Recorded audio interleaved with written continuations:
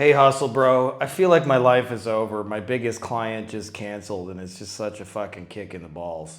Bro, that's called broke bitch energy. Dude, that was $1,500 a month in recurring income. The way you grow an agency is you send more DM messages, bitch. Seems like there should be a better way than just harassing strangers in their inbox. No, bitch, you just gotta spend your whole day sending cold DMs. That's how you get the Lambo, that's how you get the 2 Comma Club award, and that's how you get to jerk off both Gary Vee and Alex Hermosi at the same time. Sometimes I give Grant Cardone a touch, but you know, mostly Gary Vee and Alex Hermosi. What's up guys, it's Frankie here. In this video I'm going to talk about the winner's mindset. I believe the number one reason that people fail in the agency game is simply between the ears, often just because their expectations are not calibrated with reality. A lot of gurus have sold this idea. It's faster and it's easier and you just send a couple of messages and you'll be an overnight millionaire. And then I talk to people every day who are kind of defeated by this and feel like it's more difficult or they were kind of sold an illusion. And I think once you get the between the ears part and you really calibrate yourself to what it really takes to succeed in this business, you can really have massive amounts of success. I have agency friends doing upwards of $100 million. And I'm not saying you will all get to $100 million, but you know, you can certainly hit your goals.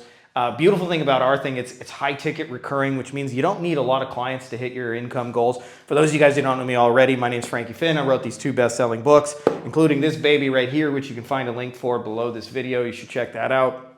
I built 3 of my own agencies up to 100 plus clients, and I've helped thousands of you guys to live this more beach, less laptop lifestyle. Let's get into the good shit. Yo, it's Frankie Finn. Beach mode engaged. Looms loaded, AI's humming. Let's go! As mentioned, I think growing an agency, while awesome, is generally sold as easier and faster and anyone can do it more than it actually is in real life. And so every day I talk to people who are like, I thought this would be easier, I thought this would be faster, I thought anyone could do this. Maybe I should just give up. Maybe I should just get a job and all those kind of things. And it's not really an issue of can they make the business work. It's really an issue of they just thought it was going to be easier and faster. It'd be, you know, if somebody went into the expectations of losing 100 pounds as if you're just going to exercise one time and have one healthy meal and then it's all taken care of, you're going to be really fucking disappointed to find out, you know, it might take you 2 years to actually lose 100 pounds, right? And so I want to show you guys a process here that works this well. They've done studies, you know, 60% of the time it works every time. That doesn't make sense. But before I go into the winner's mindset, I want to tell you about a story about my brother's got a friend back home. His name is Aaron, okay?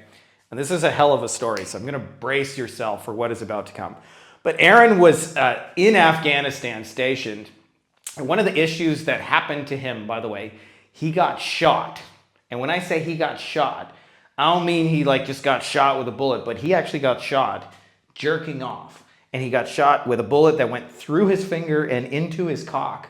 And he's got mangled fingers and he's got some kind of damage down there. I haven't seen it. I just heard secondhand. And I guess the way it happened is the way it's set up in their thing, there's a barracks full of like 50 dudes. And as you can imagine, there's 50 dudes. There's not a lot of place to, you know, fire off the cannons, empty the troops out.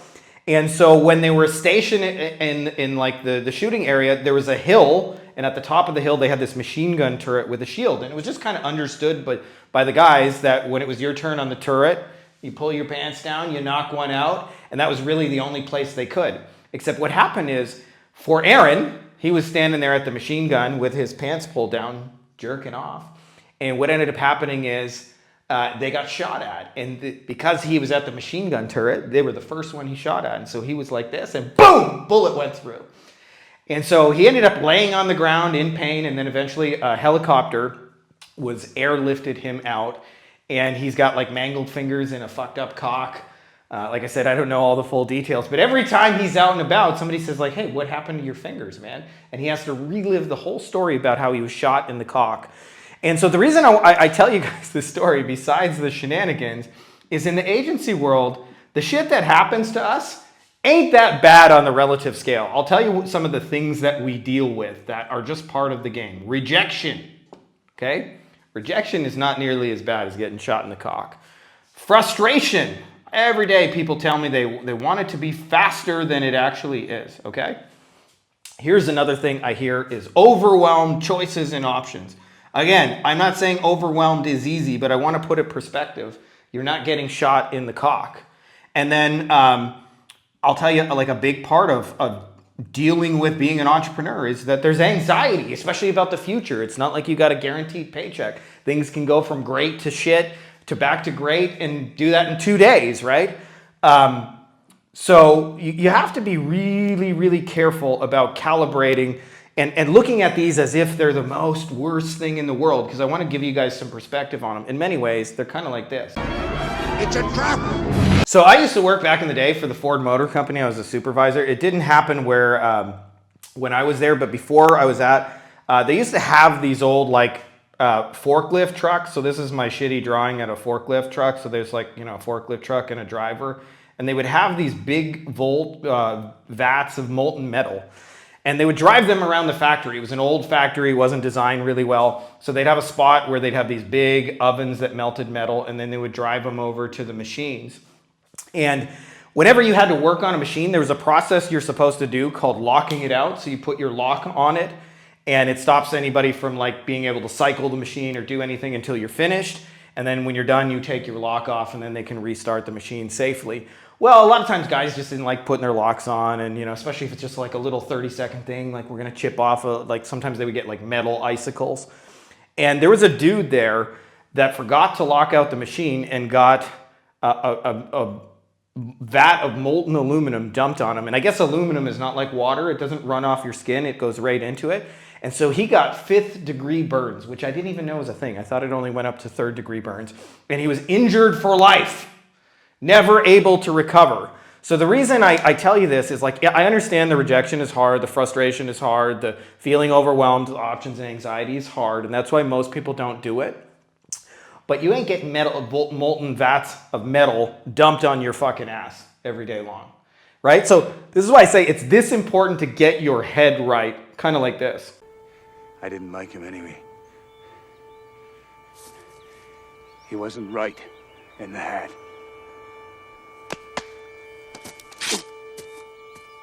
So let me do the first piece of calibrating real life to what's not typically sold in our agency space. Is, I'll tell you, one of the biggest things that frustrates people is when they're getting rejected and they're frustrated that sales are not happening fast enough. And this could also be true when you're like trying to find a good hire. The average agency sale in the real world takes 45 days. Why 45 days? Well, the reason is because there's a person on the other side, and they have their own agenda, and it's not just, hey, I'm waiting for somebody to DM me some magic message so I can throw money at them. And they have a life, and they have things to do. And every high ticket sale is a process and not an event. And so that means from the first time you start talking to somebody, I can think of somebody who actually messaged me something that I wanted, and I was doing like some speaking and things like that. And so I said to them, I said, hey, this sounds interesting, but I'm like just swamped for the next 2 weeks. So I'm not even gonna look at this until I get back, and I probably need a rest day, a recovery. So it took me like 3 weeks to get back to them, right? That's 21 days before I even looked at it. Never mind started the sales process. And that person ended up getting some checks from me, by the way, but it was probably about 2 months from the time they first messaged me. So all the time I meet people who are sending DMs, and they're at day 1, minute 1, and they're expecting, their calibration with reality is that people are just gonna ninja hurl credit cards and beg to jump on calls. And that's not how it works in the real world. In fact, I got a friend here locally. He's a really nice guy. His name's Richard, but he's a real estate agent. He's kind of a shitty agent. Nice guy, shitty real estate agent. And one of the things is this area has exploded. Like, they're just building, and the population's like doubled and tripled in the last 4 years. The secret is out that this is a beautiful place. And when I talked to Richard about selling houses, like literally everywhere you look, they're building and selling houses. And it's like, it's such a buyer's market. He says, oh, everybody's not serious. They're all tire kickers. And by the way, the average sale in real estate from the time the person first starts thinking about doing it to actually pulling the trigger is 6 months. And so Richard's calibration with his expectation is that people are just going to show up and say, hey, I decided I want to use you. I'm ready to buy a house. Let's fucking do this, right? But in reality, they got to start researching which areas do I live in? How do I finance it? Should I sell my existing house? Do I go to, in the case because I'm in Mexico and there's a lot of foreigners, do I got to deal with paperwork, immigration, things like that? Do I need a mortgage? Which area should we buy in? Should we drive around, look at the area? Should we take a trip there? So like there's a fucking process that somebody goes through, which means if he starts talking to somebody on minute one, day one, they ain't gonna buy shit from him, the average person, for 6 months. Does that mean like nobody ever buys it quicker? Of course, some people do.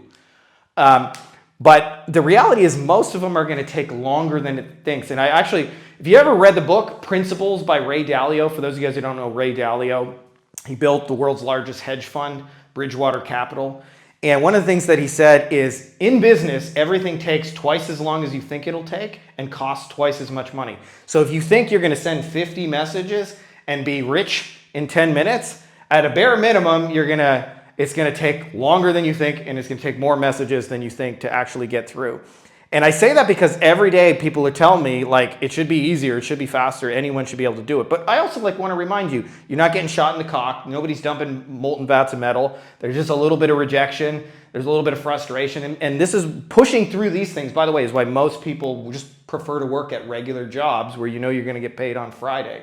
So I say this to you guys because if you calibrate your expectations with this is how long it takes other people, like imagine, for example, we meet a young kid, he's 20 years old, his goal in life is to get laid, right?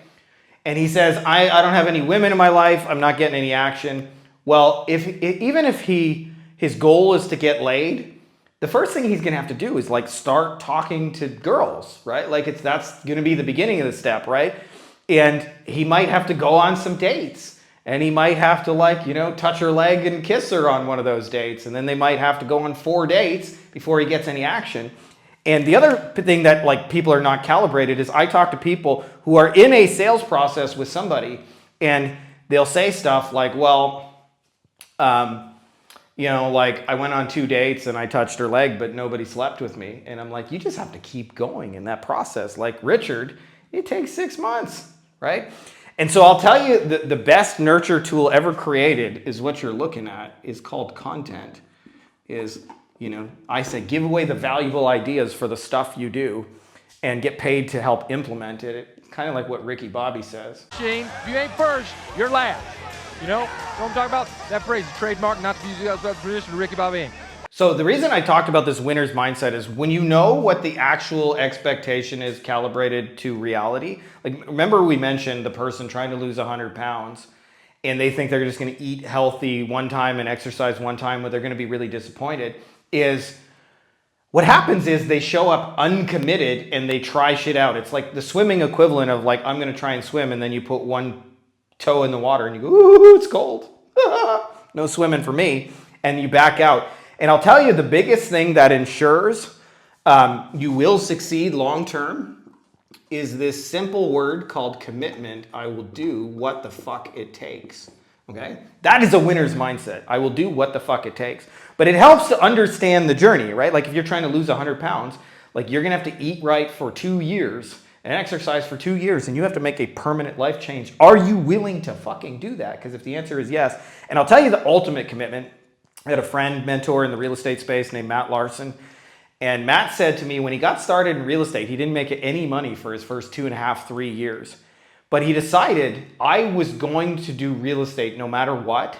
And he said, I just decided I was in it for life and I would do whatever it takes. Didn't matter how long it took, didn't matter how hard it was. He was going to figure it out one way or another. And I think that's the ultimate commitment that you can make is I'm going to just do this for life. And by the way, I didn't start with a commitment of I'm going to do this for life. So if you're not like already like committed for life, you don't have to feel bad about that. I just started with was just trying to make some side hustle money. And then I got a bunch of work thrown my way and then I started hiring people and I was just trying to keep up with the work. I never planned to like, this is going to be what I was going to do for the rest of my life. And I never planned like, I'm going to be leading people or having an audience or things like that. But somewhere along the way, when I recognized that this shit is pretty awesome, that you can build a business that has high ticket recurring income, you can do it anywhere in the world, and you ultimately can be free. So like for me, I can go to the beach on a Tuesday. I'm like, that's worth being committed to. So even if it takes you, like in my case, I didn't make any money almost for my first 2 years. But having said that, if you're willing to be committed to see it through to the end, that is the ultimate winner's mindset. And it's one of the things, by the way, we teach inside of our agency owners mastermind called the Wolf Pack.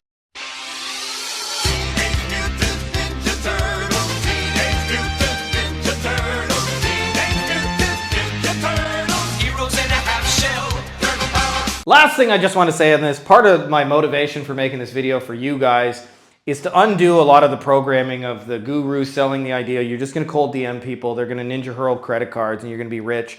That very rarely happens in the real world, and almost always when it does, it's because that person has spent years and years and years learning that market.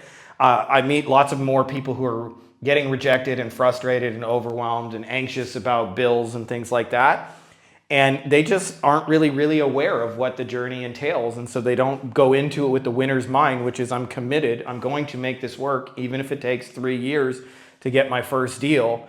And when you do that, like there's something about it that changes. Like you just show up every week and you just do your fucking push-ups and you just eat right. And you just make that like real internalized change and you fucking win. Maybe not right away, but eventually you win. And it's, you know, virtually guaranteed. I haven't really heard too many people talking about that. So that's all I got for you guys in this video. If you're not already subscribed, make sure to subscribe for the corny dad jokes and the golden guns with the greatest of all time, the man they call the man. And may the Triforce be with you. Buy my book or I will show up in your dreams and read all of the terms and conditions for all that software you signed up in a quiet